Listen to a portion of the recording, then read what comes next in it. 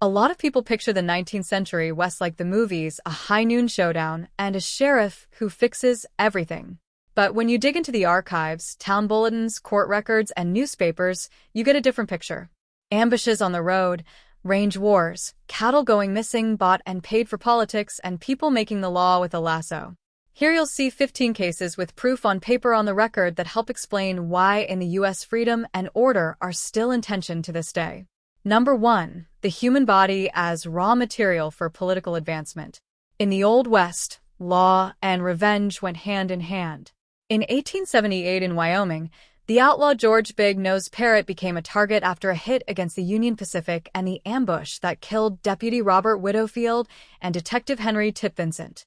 In 1880, in a bar in Miles City, he drank too much, bragged, and was recognized. In Rawlins, he tried to escape on March 22, 1881, and attacked jailer Robert Rankin. The town pulled him out of jail and hung him from a telegraph pole. With no burial, the body ended up with doctors John Eugene Osborne and Thomas Maggie, who tanned the skin and had shoes made. In 1893, Osborne was sworn in as governor wearing them. Today, they're at the Carbon County Museum in Rawlins. Number 2. The economics of noise and inconvenience. In the summer of 1871, Abilene, Kansas, was a cattle town. Herds rolling in, saloons packed, and the law still kind of being made up as it went. John Wesley Hardin, an 18-year-old Texan, already had a reputation as a gunman and treated conflict like a quick trigger fix. After drinking and gambling at the American House Hotel, he tried to sleep. In the room next door, rancher Charles Cougar was snoring nonstop. Hardin asked him to roll over. It didn't help. Instead of leaving the room, he pulled his gun and fired through the wall. One shot hit Cougar in the chest, and the noise stopped instantly. Knowing he'd broken the town rule against shooting, Hardin bailed out the window before Wild Bill Hickok got there.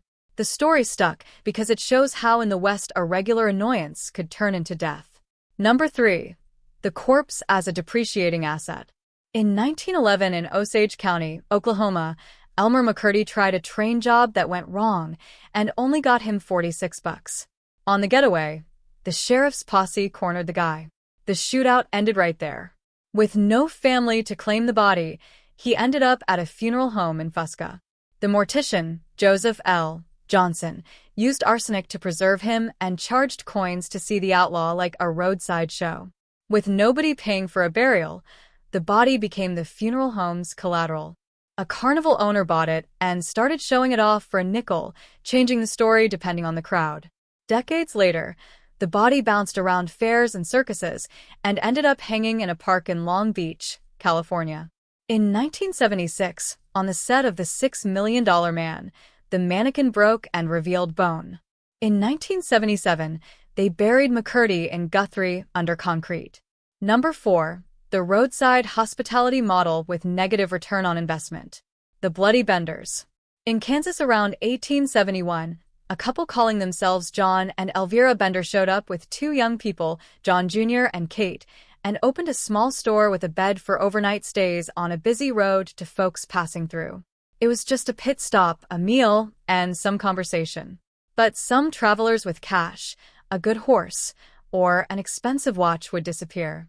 The pattern, according to neighbors, was this. The guests sat in the seat of honor with their back to a curtain. Kate kept the talk going with healing and spiritualism while someone attacked from behind, and the body dropped through a trapdoor. In 1873, while searching for Dr. William York, a posse dug up the property and found several bodies, even a child's. When they came back to the house, the Benders were already gone without a trace. Number 5. Survival as a zero-sum game. Alfred Packer and the 5 Democrats. In the winter of 1873-74 in the San Juan Mountains in Colorado, a former soldier named Alfred Packer offered to guide 5 prospectors looking for gold. The group disappeared. Months later, Packer came back to Saguache alone, well-fed and spending money and items that belonged to the men. He swore they all starved in the snow, but his story changed with every question. The town went on alert, and the sheriff arrested him. Under pressure, Packer said there was a fight, that he killed all 5, and that he survived by eating parts of the bodies. In 1883, at the trial in Hinsdale County, Judge Melville B. Jerry cracked a bitter joke about the only Democrats in the area, and Packer ended up sentenced to decades in prison. Number 6. Failed military logistics and feral assets. In the mid-198th century, the U.S. Army had a pretty out-there idea: bring camels in to haul cargo across the deserts of the Southwest. It worked for a while, but the project ended, and some animals were left loose. Decades later, in 1880s Arizona, ranchers and cowboys started telling the same story: a dust-covered camel running around with something strapped to its back. Cattle would bolt in a panic. People got hurt. Fences went down. When they brought the animal down near Eagle Creek, the shock hit. In the straps, a dried-up body like a mummy. A lot of folks tied it to the camel core and the guide Haji Ali, Hi Jolly, and the Red Ghost became a bar-table story of the Old West.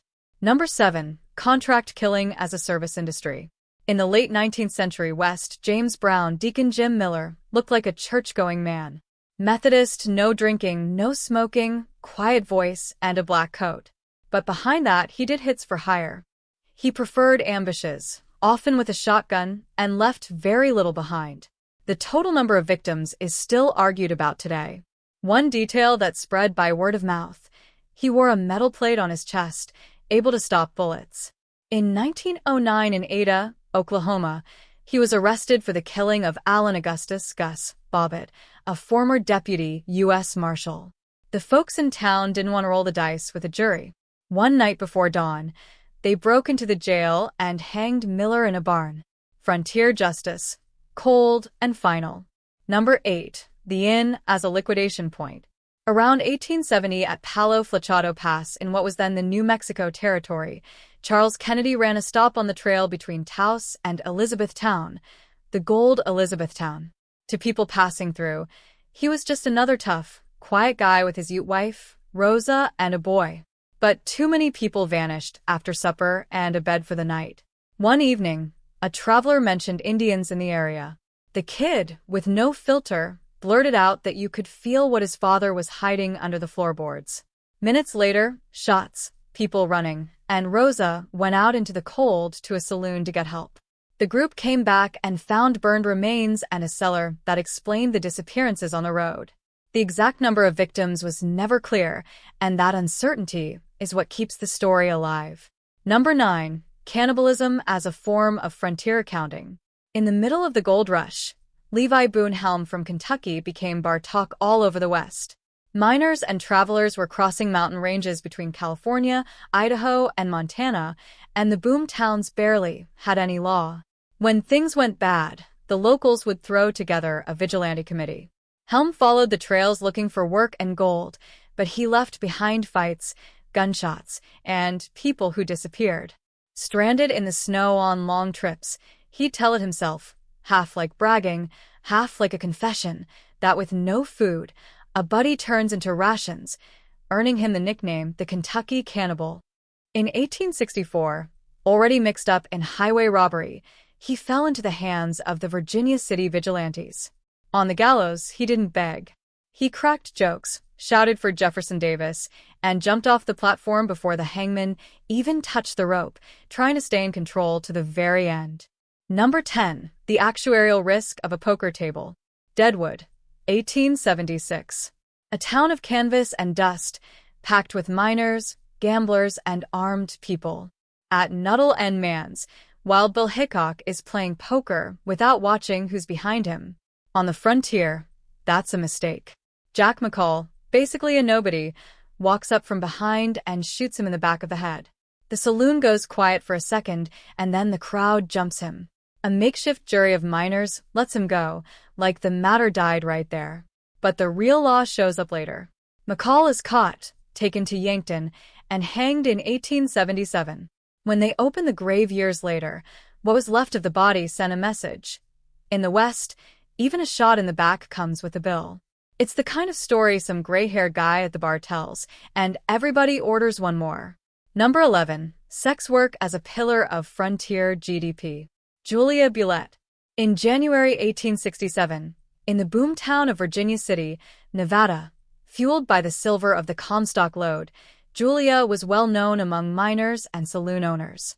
She made her living in a brothel and also supported the local firefighters, who talked about her as one of us. One winter morning, they found Julia dead at home, and the city was in shock, especially since bar fights there were everyday stuff. Months later, they arrested a Frenchman named John Million, also seen with items tied to some of her belongings, and the trial got straight to the point. Guilty. And the gallows, with thousands watching. At the funeral, the procession packed the streets like the town for one day, admitted who helped keep it standing. Number 12. Supply chain management of human remains. Reward proof on the frontier. In the West between 1860 and 1880, when an outlaw fell into the hands of bounty hunters, getting paid depended on looking the sheriff in the eye and convincing him it was the right man. With no reliable documents and little infrastructure, some hunters went down a brutal path. They removed the head, packed it in salt, and carried it in supply sacks like the flour bags from a general store. On horseback, over trails and dust, heat and rain could ruin everything. Animals and thieves could, too. If it showed up unrecognizable, the sheriff could say, "Not good enough." And the reward turned into nothing. A lot of people figured it was easier than escorting a prisoner for hundreds of miles. And when the sack disappeared along the way, nobody knew who had died. And the story ended right there. Number 13. The face as a collector's item. In Rawlins, Wyoming in 1881, the outlaw George Parrott, Big Nose George, ended up on the gallows after getting mixed up in a train robbery. When the body fell into the hands of Dr. John Osborne and his assistant Thomas Maggie, they did something out of the ordinary. They preserved the skin from his face and made a mask. Old-timers said that on some Halloweens, the piece would show up at parties, getting passed around, and it would bring back the old story of the lynching on the telegraph pole. It was a message about the frontier, science, revenge, and curiosity all wrapped up together. Over time, the people who remembered the case started disappearing, and so did the mask, maybe burned, maybe forgotten in some basement waiting for someone to find it. And the weirdest part is that almost nobody wrote it down. It stayed as bar talk. Number 14. The child as a silent line item. When folks remember that Bender family, they almost always talk about the travelers who disappeared in Kansas. But behind that road and frontier story, there was a baby who ended up as just a statistic. After the cabin was abandoned, local men dug up the ground and near the orchard found the body of a little girl about 18 months old. There were no knife or bullet marks. Her neck was broken, like someone tried to silence, crying in a hurry. Investigators at the time figured she might have come with a couple attacked on the trail. Her name never made it into the newspapers. Only a number. And that silence still hits wrong. Back then, a lot of tough guys would rather change the subject and move on. Number 15. The closing of the frontier as corporate takeover. When the Civil War ended in 1865, the West became the place where a lot of people thought they could start over from scratch. Veterans, prospectors, and ranchers followed the trail of gold and grazing land, crossing the Mississippi and throwing up towns in a hurry: saloon, poker table, cattle fights, and sometimes a duel on Main Street. But that was a short window. Between 1870 and 1890, the railroad stitched the country together. The telegraph shrank time, and the government showed up with deeds, a judge, a U.S. Marshal, and a land office. With barbed wire, the open range turned into fences and parcels. Then the gunman faded out, and the guy with signed papers moved in. When the 1890 census talked about a closed frontier, the myth was already fully set.